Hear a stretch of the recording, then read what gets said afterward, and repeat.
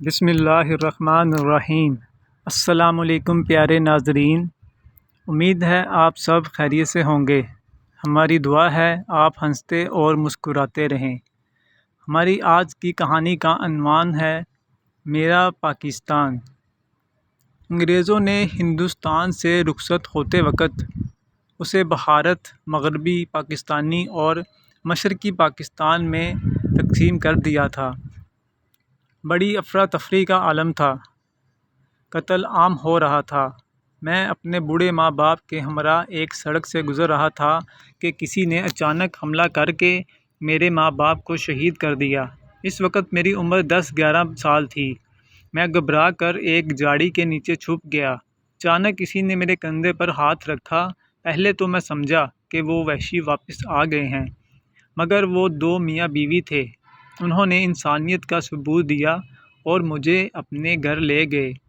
مجھے اس وقت مسلم اور غیر مسلم کا فرق معلوم نہیں تھا۔ دونوں سکھ خاندان سے تھے۔ گھر لا کر سردار جی اور ان کی بیوی نے مجھے پیار سے کھانا کھلایا۔ وہ بے اولاد تھے اور مجھے اپنے بیٹے کی طرح پیار کرتے تھے۔ جب حالات بہتر ہوئے تو مجھے اسکول میں داخل کروا دیا گیا۔ میں 4 سال تک وہیں رہا۔ مجھے پاکستان جانے کا بہت شوق تھا۔ میرے والدین اکثر ذکر کرتے تھے کہ ہم لوگ آزاد ملک پاکستان جائیں گے۔ ایک دن رات ہلکی پھلکی بارش ہو رہی تھی۔ پاکستان آنے کے شوق میں اپنے محسنوں کو چھوڑ کر نہ چاہتے ہوئے بھی وہاں سے بھاگ کھڑا ہوا۔ سڑک پر ایک فوجی ٹرک جا رہا تھا۔ انہوں نے مجھے لاوارث سمجھ کر ٹرک میں بٹھا لیا اور میرے کہنے پر وہ مجھے پاکستان کی سرحد پر چھوڑ گئے۔ میں بری طرح رو رہا تھا۔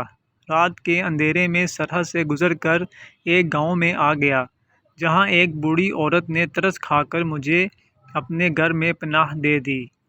بوڑھی عورت کے پاس کچھ عرصہ گزارنے کے بعد میں لاہور شہر آ گیا اور ایک دکان پر ملازمت کر لی۔ اس دکان میں ملازمت کرتے ہوئے مجھے کئی سال ہو گئے۔ ایک دن 2 میاں بیوی اس دکان پر کچھ خریداری کے لیے آئے تو انہوں نے مجھ سے میرا نام پوچھا۔ مجھے اپنا نام خود معلوم نہیں تھا۔ میرے اصل والدین مجھے نوشا کہہ کر پکارتے تھے، شاید پورا نام نوشاد ہو۔ جب میں سکھ خاندان میں آیا تو وہ بالا جی کہنے لگے۔ میں سوچ میں پڑ گیا اور میں نے اپنا اصلی نام نوشا بتایا۔ بوڑھی عورت مجھے غور سے دیکھ رہی تھی۔ اس نے اپنے میاں کے کان میں کچھ کہا۔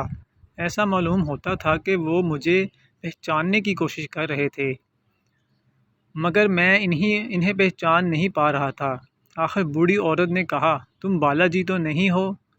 میں بالا جی کا نام سن کر ڈر گیا۔ انہوں نے میرے چہرے کا رنگ فک دیکھا تو کہا، بیٹا گھبراؤ نہیں، تم ہمارے بیٹوں کی طرح ہو۔ یہ کہہ کر بوڑھی خاتون نے میرے سر پر ہاتھ پھیرا۔ ان کے شوہر نے بھی گلے لگا لیا اور بہت دیر تک پیار کرتے رہے۔